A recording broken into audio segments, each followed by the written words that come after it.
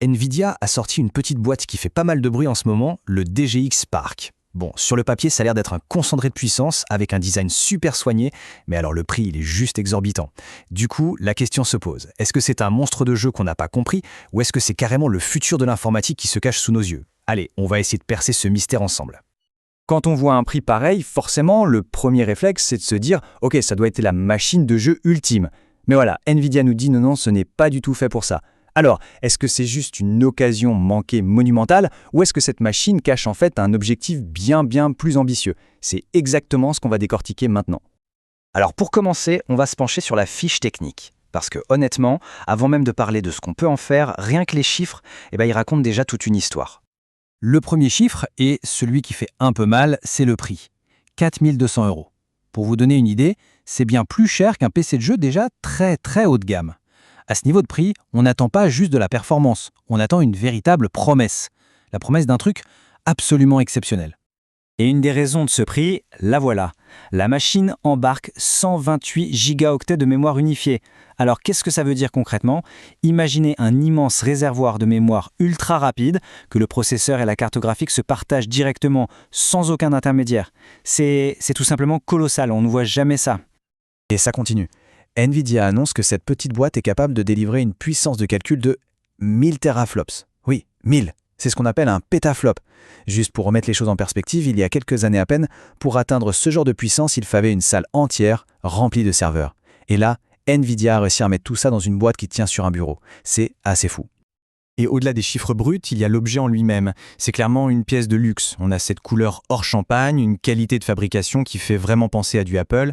Tout respire le premium. C'est un bel objet, très sobre, et quand on le prend en main, il est étonnamment dense. On sent qu'on a quelque chose de sérieux entre les mains.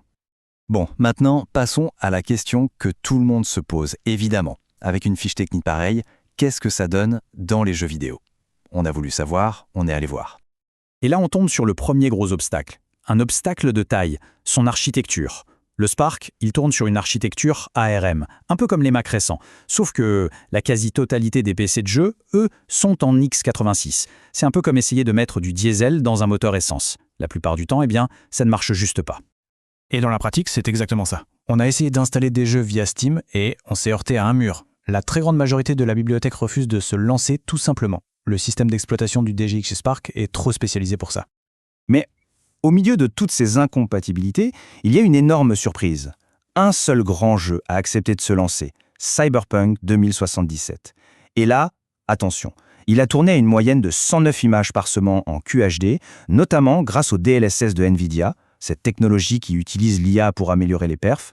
Pour une puce intégrée, c'est juste bluffant. Donc oui, la performance est là. Sur ce jeu-là en tout cas.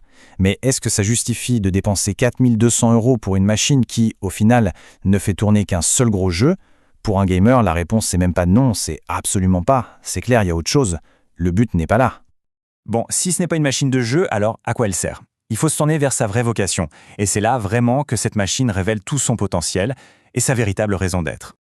Voilà la vraie identité du Spark. C'est un super calculateur d'IA personnel. Son but, c'est de permettre de faire tourner d'énormes calculs d'intelligence artificielle, non pas sur des serveurs à distance dans le cloud, mais directement sur son bureau, en local. On n'est plus dépendant de serveurs qui sont à l'autre bout du monde, on a la puissance à portée de main. Et là, on comprend tout. C'est la clé. Vous vous souvenez des 128 Go de mémoire? Eh bien, pour le jeu, ça paraissait complètement démesuré. Mais là, ça prend tout son sens. Parce que les modèles d'IA modernes, ceux qui génèrent du texte, des images, ils sont devenus gigantesques. Et ils ont besoin d'une quantité de mémoire absolument phénoménale. Voilà à quoi servent ces 128 Go. Et pour vraiment bien comprendre la différence fondamentale entre cette machine et un PC de jeu, il y a une analogie qui est juste parfaite. Imaginez une carte graphique pour le jeu, une carte classique. C'est comme un hors-bord, un petit bateau ultra rapide. Il est conçu pour une seule chose, aller le plus vite possible. Son but, c'est de calculer des images à une vitesse folle pour nous donner un maximum de FPS. Le DGX Spark, à l'opposé, c'est un paquebot. Un immense paquebot. Sa vitesse de pointe, ce n'est pas sa priorité. Ce qui compte pour lui, c'est sa capacité à transporter une cargaison gigantesque. Et cette cargaison, ce sont les données massives des modèles d'IA. Ce tableau, il résume l'idée à la perfection. Le GPU de jeu, le hors-bord, y gagne sur la vitesse pure pour des petites tâches répétitives. Par contre, le DGX Spark, le paquebot, il l'emporte haut la main sur sa capacité à gérer des modèles d'IA énormes. C'est une tâche qui mettrait à genoux n'importe quelle carte graphique de jeu, même la plus puissante du marché. Et concrètement, qu'est-ce que ça donne cette approche paquebot? Eh bien, ça veut dire que le DGX Spark peut faire tourner sur un bureau des modèles d'IA avec jusqu'à 200 milliards de paramètres. C'est un chiffre astronomique. Pour référence, c'est dans l'ordre de grandeur de certains des plus gros modèles de langage qu'on connaît.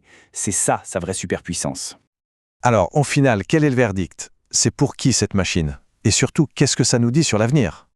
Les conclusions sont assez claires en fait. Le DGX Spark, ce n'est pas du tout un PC de jeu raté. C'est une station de travail ultra spécialisée, conçue pour un public très précis, les développeurs et les chercheurs en IA. Son but, c'est de rendre le développement de grosses intelligences artificielles beaucoup plus accessible. C'est une machine de niche, c'est certain, mais dans sa niche, c'est la reine incontestée. Et l'existence même de cette machine, ça soulève une dernière question qui est assez fascinante. Aujourd'hui, oui, le Spark est réservé à des professionnels, mais est-ce qu'il ne préfigure pas un avenir où ce genre de puissance de calcul qu'on pensait inimaginable il y a peu deviendra la norme sur nos bureaux, et peut-être, qui sait, un jour dans nos maisons?